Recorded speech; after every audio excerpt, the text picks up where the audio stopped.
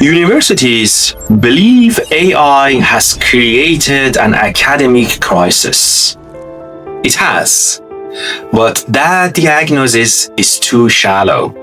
The deeper problem is the higher education was designed around the scarcity of advanced cognitive layer and artificial intelligence beginning to make important parts of that layer disappearing. This is not an autopsy of a university. This is an autopsy of operating logic that universities are still defending, even as the conditions that made it valuable are changing beneath them. The ability to synthesize complex information, structure an argument, analyze evidence, and then write coherently, and if you are in computer science, producing code and then executing it, was the core of the reasoning of the development of the universities. Individuals who could do these things reliably well were very valuable. And then over time, universities become the primary system for developing, testing, and recognizing these capabilities. Teaching transferred structured knowledge. Assessments test what students could reproduce and apply. Research rewarded the production of new analytical works. And administrative systems coordinated the institution around these activities.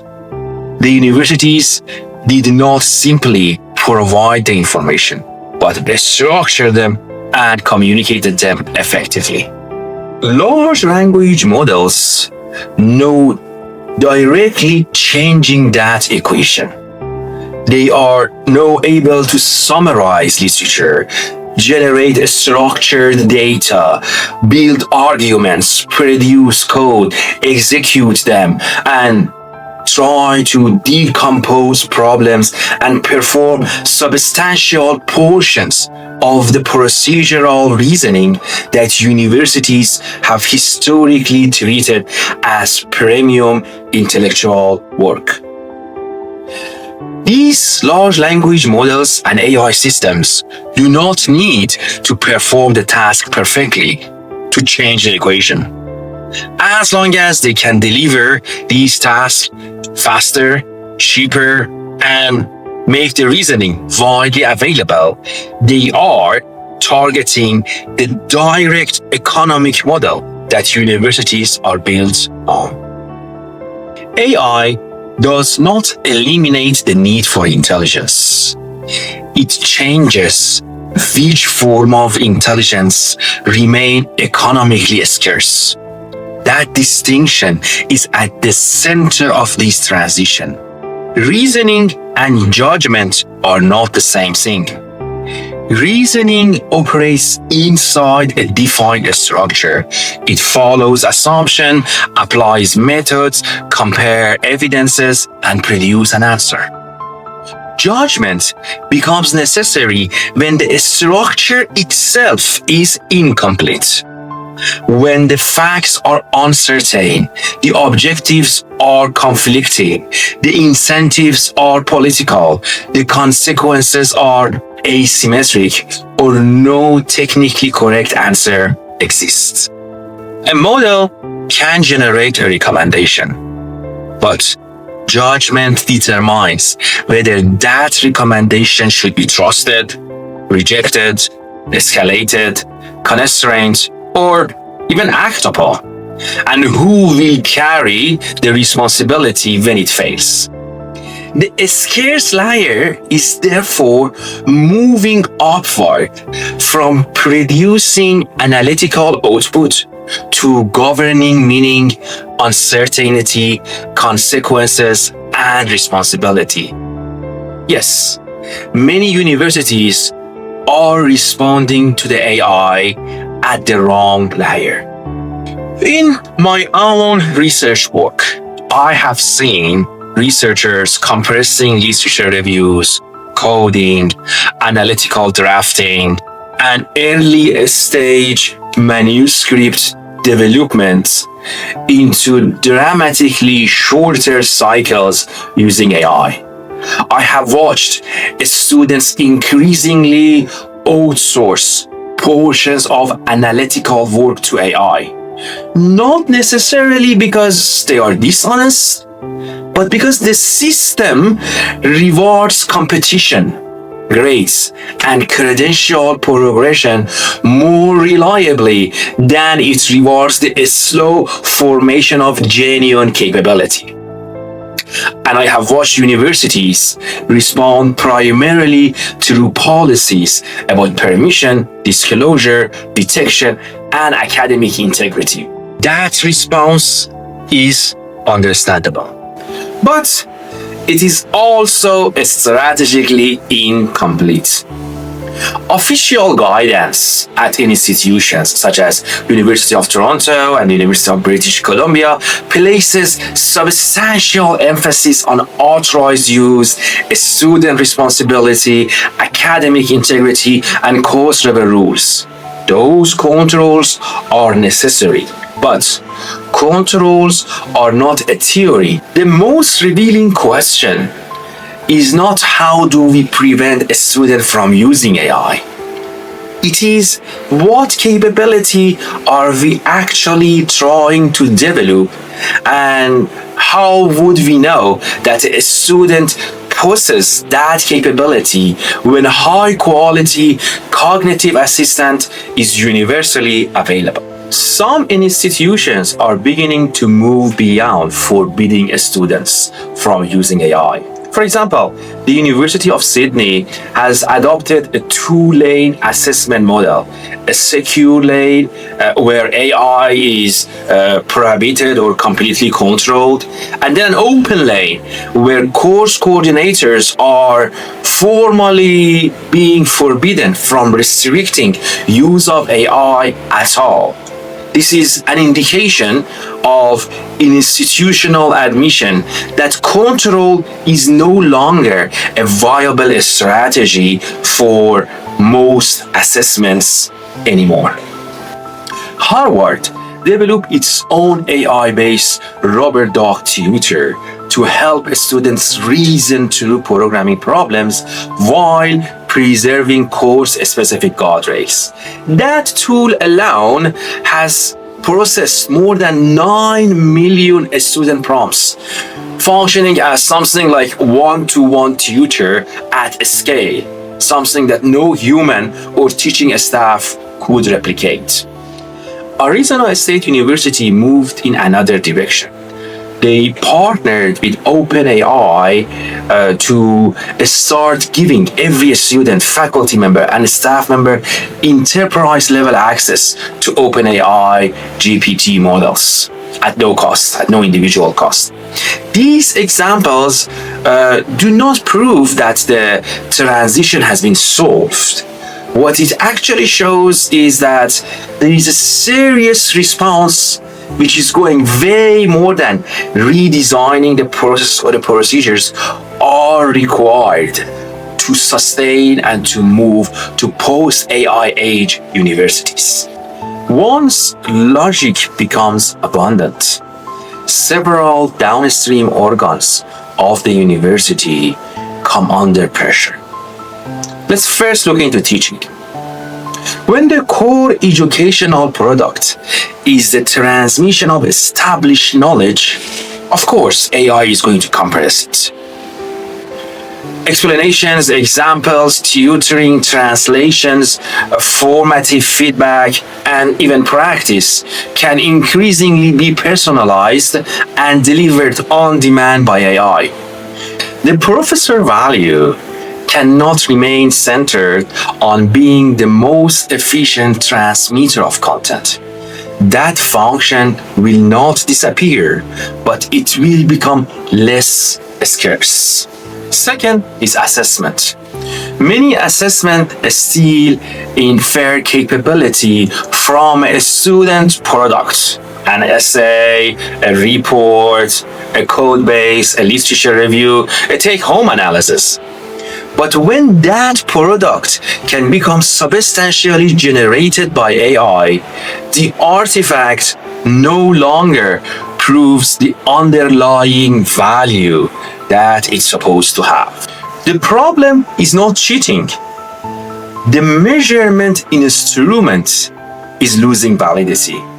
A university may enforce every integrity rule available and still fail to determine whether the student can think, perform, decide, and defend a position without hidden assistance. Third, research. When synthesizing literature or writing code or drafting a paper or conducting a procedural analysis become faster, academic value moves elsewhere. It moves towards choosing consequential questions, constructing defensible methods, obtaining meaningful evidence, recognizing what the model missed. What the model missed is integrity findings across fragmented domains and accepting responsibility for the claims that follow. Volume becomes easier, but direction becomes more important. Fourth, faculty work. Faculty roles may begin to change dramatically. One layer of faculty work, which is transmission of established knowledge, will be compressed significantly by AI. But the other layer that involves mentorship, original inquiry, synthesizing across fragmented domains, judgment under uncertain situation, and intellectual leadership would be just expanding. And the reason is AI is producing plausible analytical outputs. And being able to judge which of these outputs are valid or reasonable and make sense would become a significant work of the faculties moving forward. The danger is that universities may continue rewarding the first category of faculty work while not giving enough value to the second layer of the work. And the main reason is that the first layer could be increased significantly with the AI. We can increase creation of more papers, creating more value of the work, and more volume of the papers, of the books, of the materials that are being produced by the researchers, by the faculty member. However, evaluating and giving value to the second layer of the work is what is missing in the AI age in most universities. Fifth, administration. Universities contain large volume of procedural cognitive work, documentation, reporting, coordination, rote analysis, repetitive communication. These functions are also becoming compressed by AI. Institutions rarely redesign themselves simply because a technology makes them to redesign it. Existing budget, roles, governance structure, accreditation processes, workload, and internal power arrangements rarely change because of the technology shifts. This is why the problem is so easy to underestimate. AI first appears as a student misconduct problem because academic integrity offices already have a mandate for misconduct. Most dangerous system failure are not caused by a lack of intelligence. They occur when the problem is transferred to the parts of the organization authorized to see only a fragment of it. So, what the university leadership should do? First, stop treating content delivery as the core product. The university's defensible value is not access to explanations. It is the formation of capable people through discipline practice, challenge, feedback, community, and responsibility. Second, redesign teaching curriculum around judgment. Students should confront with ambiguous cases, conflicting evidences, institutional constraints, ethical trade-offs, adversarial conditions, and decisions with consequences.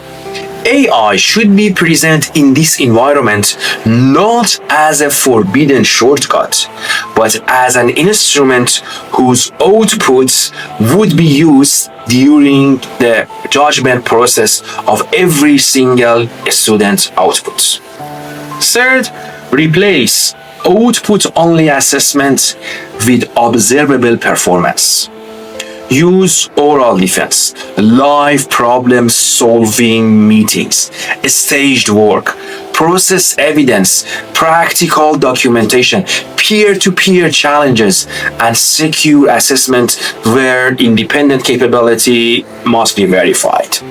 Then use those open assessments to test whether students can direct, critique, verify, and improve AI-assisted work. Fourth, rebuild faculty roles around what remain scarce. Use AI to reduce routine transmission and administration burden. Reward mentorship, reward research direction, reward synthesizing institutional judgment and intellectual leadership. Do not use AI to increase teaching value while preserving the same educational design. That's the false use of AI by the faculty for teaching. Fifth, separate teaching, practice, assessments, and certification so that each has a clear and defensible function. Universities should measure whether a student can perform, decide, explain, defend, and accept responsibility, not merely where they can submit polished artifacts and accumulate credits. So the main change would be to just evaluate the student performance, not their submission only.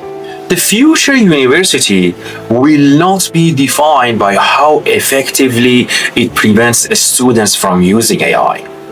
It will be defined by whether it can develop capable people of exercising judgment responsibly in a world where logic is abundant. AI does not make universities obsolete. It makes their inherited operating logic obsolete. The institution that understands this transition may become more valuable because judgment, trust, mentorship, and intellectual leadership will matter more, not less, in an AI-first world. The institutions that treat AI mainly as a cheating problem may succeed in protecting academic procedures while the center of the educational value quietly migrating elsewhere. The post-AI age universities would be those that are focusing on educating a generation of people who are capable of making critical decisions, making judgment when the logic is abundant. That would be the future of the AI-first universities.